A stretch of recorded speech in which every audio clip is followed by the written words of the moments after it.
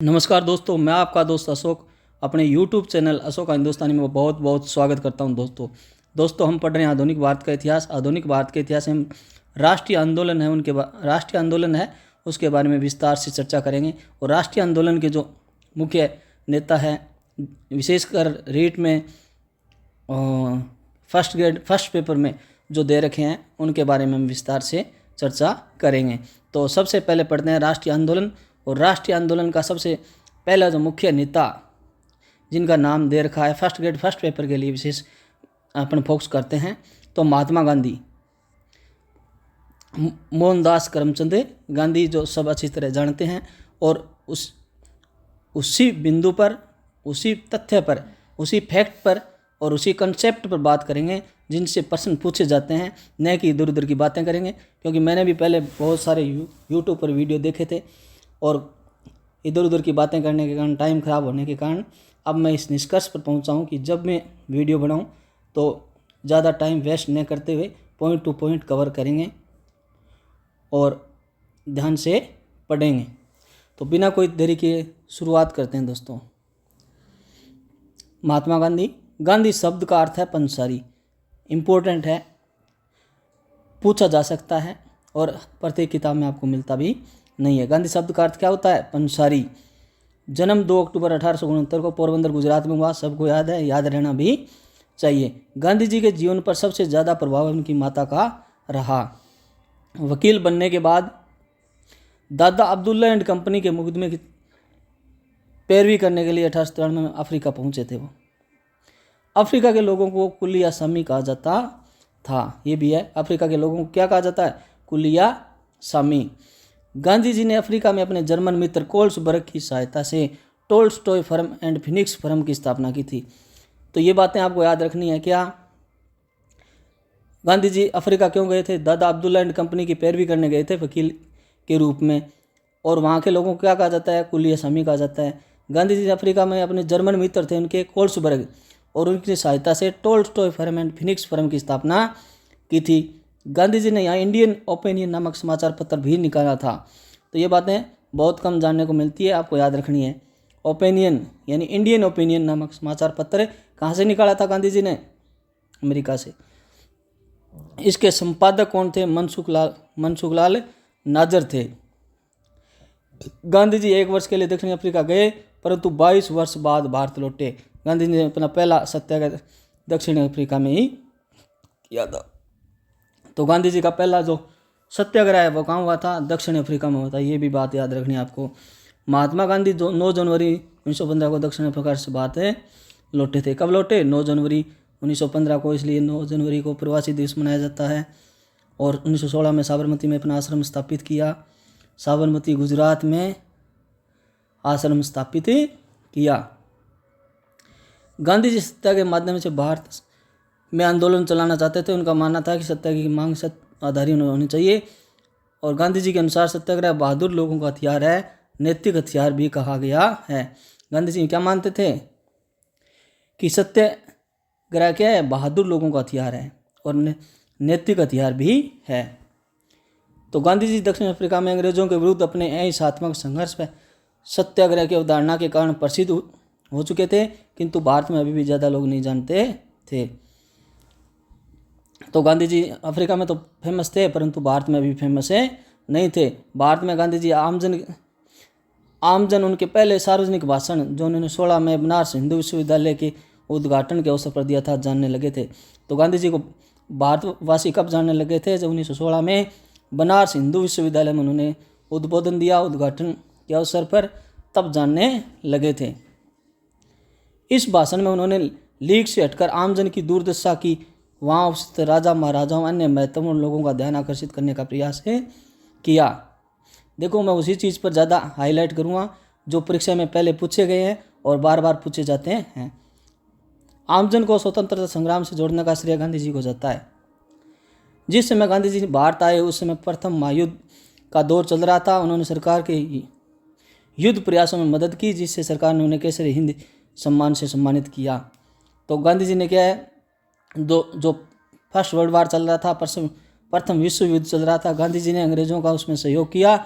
इसलिए अंग्रेज़ सरकार ने उन्हें केसर ए हिंद सम्मान से सम्मानित किया। ये याद रखना आपको। प्रथम विश्व युद्ध में सार्जेंट की भी उपाधि दी थी गांधी जी को, क्योंकि भर्ती वाला, सार्जेंट का मतलब होता है भर्ती वाला। तो गांधी जी क्या कर भारतीयों को प्रोत्साहित कर रहे थे कि आप ज़्यादा से ज़्यादा सेना में भर्ती हो और अंग्रेज़ों का साथ दो, जिससे हमारा देश है वो जल्दी से जल्दी स्वतंत्र हो सके। इसलिए अंग्रेज़ों ने गांधी जी को केसर हिंद की सम्मान से सम्मानित किया था। युद्ध के दिनों में गांधी जी ने भारतीय युवाओं को सेना में भर्ती के लिए प्रोत्साहित किया, जिसके लिए उन्होंने लोग सेना में भर्ती करने वाला सार्जेंट भी कहने लगे थे। गांधी जी ने भारत आने पर 1915 में अहमदाबाद के समीप साबरमती नदी के किनारे सत्याग्रह आश्रम की स्थापना की थी। सत्याग्रह आश्रम, यह आश्रम 1915 में कोचरब में स्थापित हुआ था। कोचरब में स्थापित हुआ, फिर 1917 में इसे साबरमती के किनारे स्थानांतरित कर दिया गया सत्याग्रह आश्रम। अपने राजनीतिक गुरु गोखले, तो महात्मा गांधी के राजनीतिक गुरु कौन थे? गोपाल कृष्ण गोखले थे। मोस्ट इंपोर्टेंट आपको याद रखना ही है। गोखले, गांधी जी ने गोखले पर किताब लिखी थी, क्या? गोखले माई पॉलिटिकल गुरु नामक पुस्तिका लिखी थी। गोखले माई पॉलिटिकल गुरु किसकी? महात्मा गांधी की राय के अनुसार गांधी जी ने 1 वर्ष तक भारत की राजनीति का अध्ययन किया। गोपाल कृष्ण गोखले ने कहा था महात्मा गांधी को कि पहले आप भारत का भ्रमण करो 1 वर्ष तक और फिर राजनीति के अंदर उतरना। तो गांधी जी ने 1915 में कांग्रेस के मुंबई अधिवेशन में कांग्रेस की सदस्यता ग्रहण की थी। तो कांग्रेस की सदस्यता महात्मा गांधी ने कब ली? 1915 में। कौन से अधिवेशन में? मुंबई अधिवेशन में। मोस्ट इंपोर्टेंट याद रखना आपको कि गांधी जी ने कांग्रेस के मुंबई अधिवेशन में कांग्रेस की सदस्यता ग्रहण की। सॉरी। गांधी जी ने 1909 में लिखी अपनी पुस्तक हिंद स्वराज में स्वराज यानी स्वशासन की विस्तृत व्याख्या की। यह पुस्तक गांधी जी ने इंग्लैंड से दक्षिण अफ्रीका की यात्रा के समय लिखी थी। तो गांधी जी की फेमस पुस्तक कौन सी है? हिंद स्वराज। कब लिखी? 1909 में लिखी। किस पर लिखी? स्वराज पर लिखी, स्वशासन पर लिखी। कब लिखी? जब गांधी जी इंग्लैंड से दक्षिण अफ्रीका की यात्रा कर रहे थे तब लिखी। हिंद स्वराज कब लिखी? जब इंग्लैंड से दक्षिण अफ्रीका की यात्रा कर रहे थे तब। गांधी जी ने भारत में अपना पहला आंदोलन बनारस स्थित वीरग्राम स्थान से 1916 में शुरू किया था। यह आंदोलन चुंगी हटाए जाने के प्रश्न पर किया था। तो पहला भारत में जो आंदोलन है ना गांधी जी का, वो है बनारस में, काशी में, वाराणसी में। कहाँ पर? वीरग्राम स्थान से 1916 में। और किस पर था? चुंगी हटाए जाने के प्रश्न पर था। मोस्ट इंपोर्टेंट बात याद रखना आपको। भारत में 1917-18 के बीच गांधी जी ने 3 संघर्ष, चंपारण, खेड़ा का किसान आंदोलन और अहमदाबाद मजदूर आंदोलन का सफल नेतृत्व किया था। तो भारत में सबसे पहले 3 जो आंदोलन थे 1917 और 18 के बीच में गांधी जी के, ये थे चंपारण बिहार, खेड़ा गुजरात और अहमदाबाद गुजरात। ये 3 आंदोलन किए थे। चंपारण किसान आंदोलन की दृष्टि से कांग्रेस के लखनऊ अधिवेशन 1916 का ऐतिहासिक महत्व है। इस अधिवेशन में केवल बिहार के वकील ब्रज किशोर प्रसाद द्वारा बोलने के एक प्रस्ताव पास हुआ, बल्कि इसी अधिवेशन में राजकुमार शुक्ल ने गांधी जी को किसानों के कष्टों की मुक्ति चंपारण आमंत्रित किया था।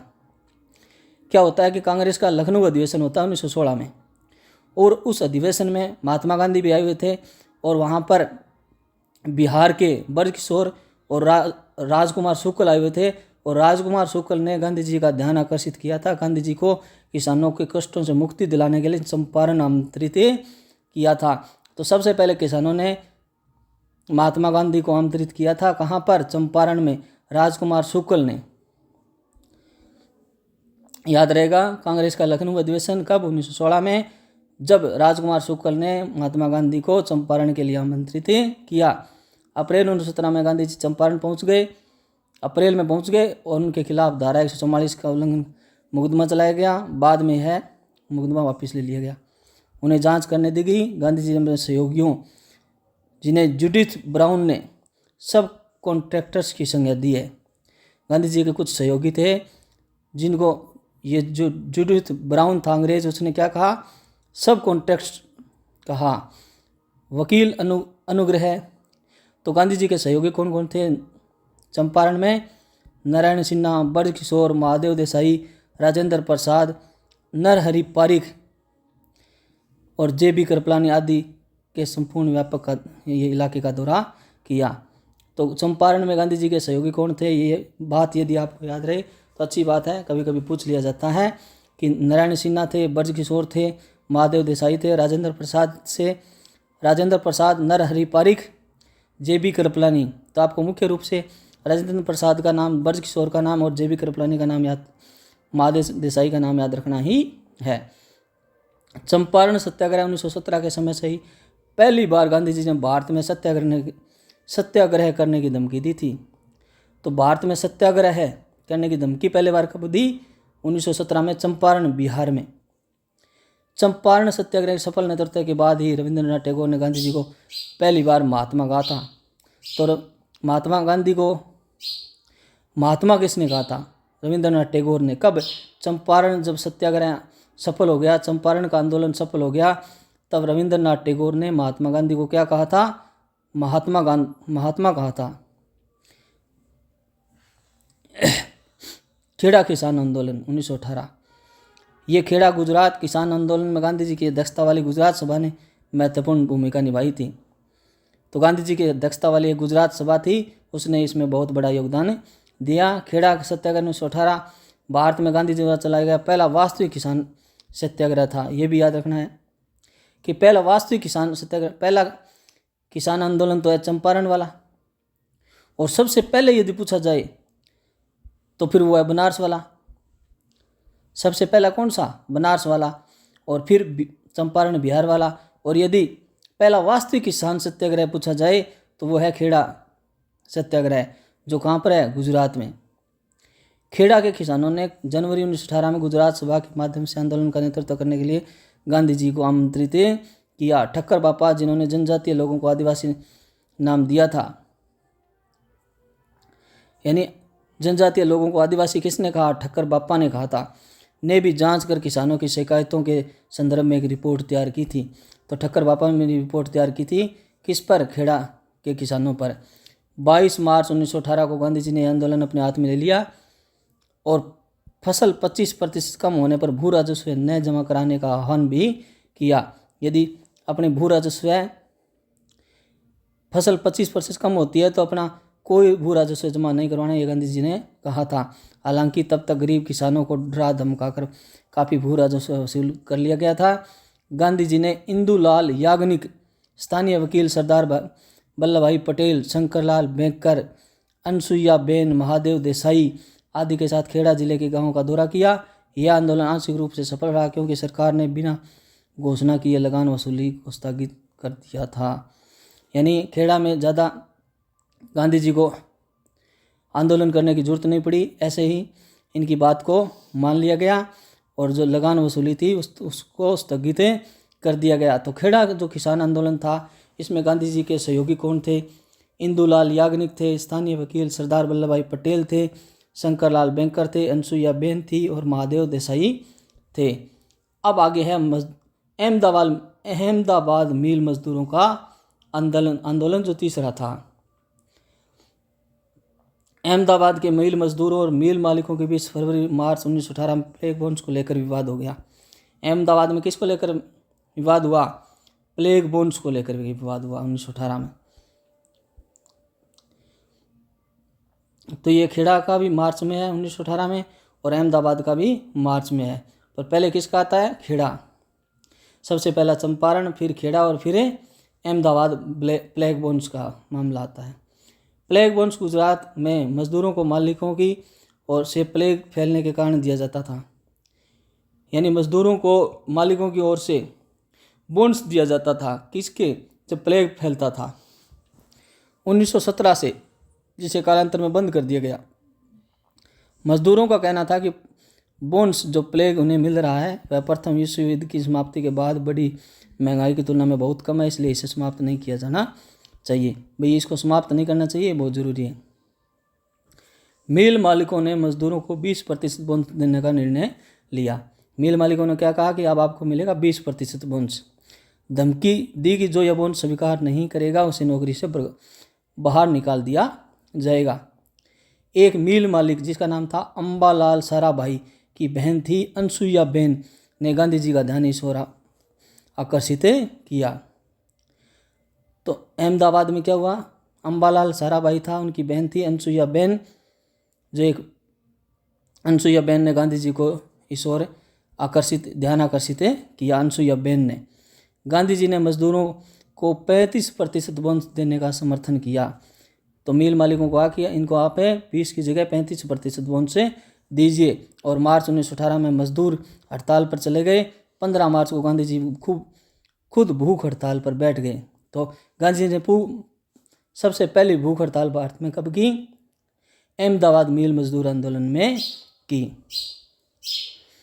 गांधी जी के अनशन पर बैठने के बाद मिल मालिक सारे मामलों को ट्रिब्यूनल को सौंपने को तैयार हो गए। ट्रिब्यूनल ने श्रमिकों को 35% बोनस देने का फैसला ले लिया। इस पर भी क्या हुए? गांधी जी सफल हो गए। इस तरह आंदोलन समाप्त हो गया। भारत में गांधी जी द्वारा सत्याग्रह के आरंभिक प्रयोगों ने उन्हें जनसाधारण के अधिक समीप ला दिया, जिनमें ग्रामीण क्षेत्र के किसान, शहरों के मजदूर आदि शामिल थे। राष्ट्रीय आंदोलन को गांधी जी द्वारा एक नई महान देन थी। अब है 1919 का रोल्ट एक्ट। ये क्या था?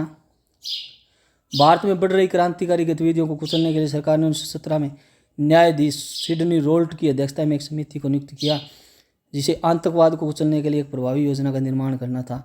कि गांधी जी में जो भारत में जो ज़्यादा अब क्या चल रही है, आतंकवाद जैसी क्रांतिकारी गतिविधियां चल रही हैं, उनको रोक कैसे लगाई जाए, इसके लिए एक न्यायाधीश नियुक्त किया था, सिडनी रोल्ट। इसी के नाम पर रोल्ट एक्ट बना था। रोल्ट समिति के सुझाव के आधार पर फरवरी 1919 में केंद्रीय विधान परिषद में 2 विधेयक पेश किए गए। इसमें पहला जो विधेयक परिषद भारतीय सदस्यों के विरोध के बाद भी पास हो गया। मार्च 1919 को केंद्रीय विधान परिषद से पास हुआ विधेयक रोल्ट एक्ट या रोल्ट अधिनियम के नाम से जाना गया। कब हुआ? मार्च 1919 में विधेयक है वो पास हो गया। और किस नाम से जाना गया? रोल्ट एक्ट या रोल्ट अधिनियम के नाम से जाना गया। अधिनियम के द्वारा अंग्रेजी सरकार जिसे चाहे जब तक चाहे बिना मुकदमा चलाए जेल में बंद रख सकती थी। रोल्ट एक्ट में क्या था? सरकार जिसे चाहे जब तक चाहे बिना मुकदमा चलाए और जेल में रख सकती थी।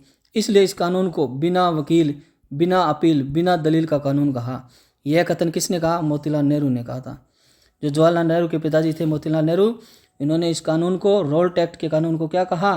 बिना वकील, बिना अपील और बिना दलील का कानून कहा। रोल्ट एक्ट को भारतीय जनता ने काला कानून कहकर आलोचना की। गांधी जी ने रोल्ट एक्ट की आलोचना करते हुए इसके विरुद्ध सत्याग्रह करने की सत्याग्रह सभा की स्थापना की। 6 अप्रैल 1919 को पहले इसके लिए 30 मार्च तारीख तय की गई थी। इसे बदलकर 6 अप्रैल किया गया था। को गांधी जी के अनुरोध प्रदेश में हड़तालों का आयोजन किया गया। हिंसा की छोटी मोटी घटनाओं के कारण गांधी जी का पंजाब और दिल्ली में प्रवेश प्रतिबंध कर दिया गया। गांधी जी ने क्या कहा कि देश में जगह जगह हड़तालों का आयोजन किया जाए। कब किया गया? 6 अप्रैल 1919 को। ये क्या है? जलियांवाला बाग हत्याकांड 13 अप्रैल 1919 को। तो पंजाब के लोकप्रिय नेता थे डॉक्टर सैफुद्दीन किचलू और डॉक्टर सत्यपाल की गिरफ्तारी के विरोध में 10 अप्रैल को, यानी जब देश में जगह जगह हड़तालें हो रही थी उस समय ये डॉक्टर भी हड़ताल कर रहे। 6 अप्रैल को सैफुद्दीन किचलू और सत्यपाल, इनको गिरफ्तार कर लिया। और इनके गिरफ्तार करने के एवज में 10 अप्रैल को निकाले गए एक शांतिपूर्ण जुलूस पर पुलिस ने गोली चलाकर कुछ नियत आंदोलनकारियों को मार दिया, जिससे स्थिति बेहद बेकाबू हो गई। परिणामस्वरूप 12 अप्रैल को सेना बुलाई गई। अब 13 अप्रैल 1919 को बैसाखी का दिन था। अमृतसर के जलियांवाला बाग में गोलीकांड और नेताओं यानी किचलू और सत्यपाल की गिरफ्तारी के विरुद्ध एक शांतिपूर्ण सभा का आयोजन किया गया था। 13 अप्रैल 1919 का दिन, बैसाखी का दिन, अमृतसर का जलियांवाला बाग में क्या हुआ? गोलीकांड हुआ। क्यों? क्योंकि किचलू और सत्यपाल के विरुद्ध यानी उनकी गिरफ्तारी के विरुद्ध एक शांतिपूर्ण सभा का आयोजन किया जा रहा था और वहाँ गोलीकांड हुआ। सभा स्थल पर उपस्थित अंग्रेज जनरल डायर, ध्यान रहे इस समय पंजाब का lieutenant governor Michael O Dwyer था। तो जनरल कौन था? डायर था। और लेफ्टिनेंट गवर्नर कौन था? माइकल ओ डायर था। माइकल ओ डायर था। तो जनरल डायर ने बिना कोई पूर्व सूचना या चेतावनी की भीड़ पर गोली चलवा दी, जिसमें 1000 लोग मारे गए। सरकारी रिपोर्ट के अनुसार 10 मिनट तक गोलीबारी में करीब 379 व्यक्ति मारे गए और 1200 घायल हुए, जबकि लगभग 1000 लोग मारे गए थे। जबकि सरकारी रिपोर्ट क्या कहती है, अंग्रेजी सरकारी रिपोर्ट कि 379 लोग मरे थे। 13 अप्रैल 1919 भयंकर त्रासदी ने कठोर से कठोर मानव हृदय को हिला दिया, जिसने राष्ट्र की सोई हुई आत्मा को झकझोर डाला, राष्ट्रीय आंदोलन की दिशा बदल दी। यानी इतने नियत थे लोगों पर गोली चलाई। और ये जो जलियांवाला बाग था ना, ये इसके अंदर एक कुआं था और बाहर निकलने के लिए कोई रास्ता नहीं था। चारों तरफ से पुलिस ने घेर लिया और लोग जा करके कुएं में गिरे। इससे बहुत ज़्यादा उनकी मौत हो गई। हत्याकांड के विरोध में रविंद्रनाथ टैगोर ने नाइट व सर की उपाधि वापस कर दी। जो जलियांवाला बाग हत्याकांड हुआ उसके विरोध में रविंद्रनाथ टैगोर को नाइट व सर की उपाधि मिली हुई थी, वापस कर दी। वायसराय की कार्यकारिणी के सदस्य शंकर नायर ने त्यागपत्र दे दिया। तो शंकर नायर ने कार्यकारिणी से इस्तीफा दे दिया। रविंद्रनाथ टैगोर ने नाइट व सर की उपाधि वापस कर दी।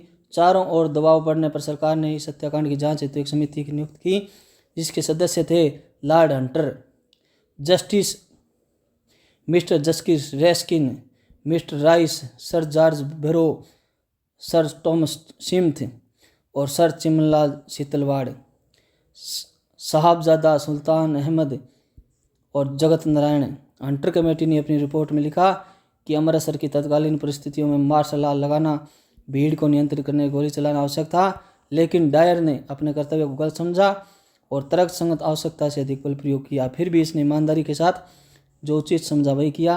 गांधी जी ने इस रिपोर्ट को निर्लज लिपापोती बताया है। हत्याकांड के दोषी लोगों को बचाने के लिए सरकार ने हंटर कमीशन की रिपोर्ट आने से पूर्व ही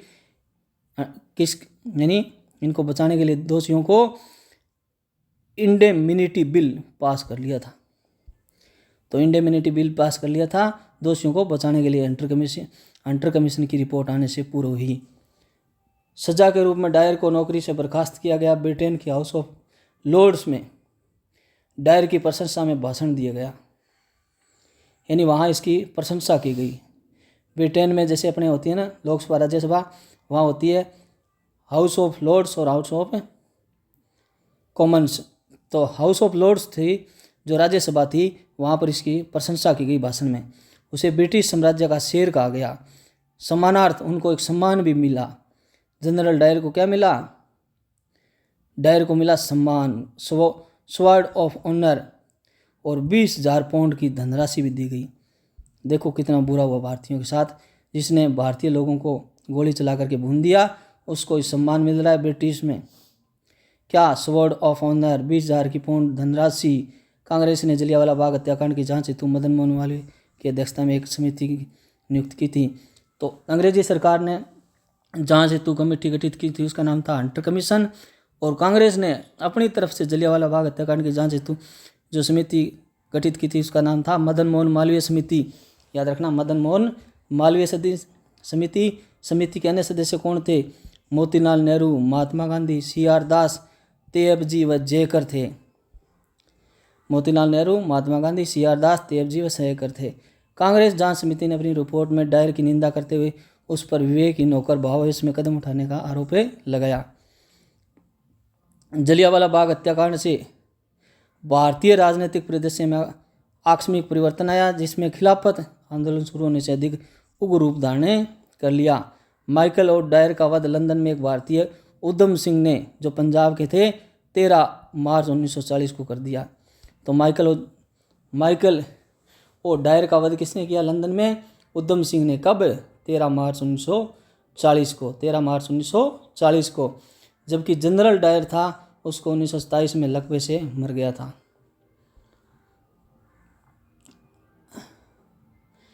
तो ओके दोस्तों, अभी इसका नेक्स्ट पार्ट है वो सेकंड पार्ट में पढ़ेंगे। तब तक थैंक यू। यदि वीडियो आपको अच्छा लगे लाइक शेयर सब्सक्राइब जरूर करें। यदि कोई सुझाव हो तो कमेंट बॉक्स में ज़रूर दें प्लीज़ दोस्तों। Thank you.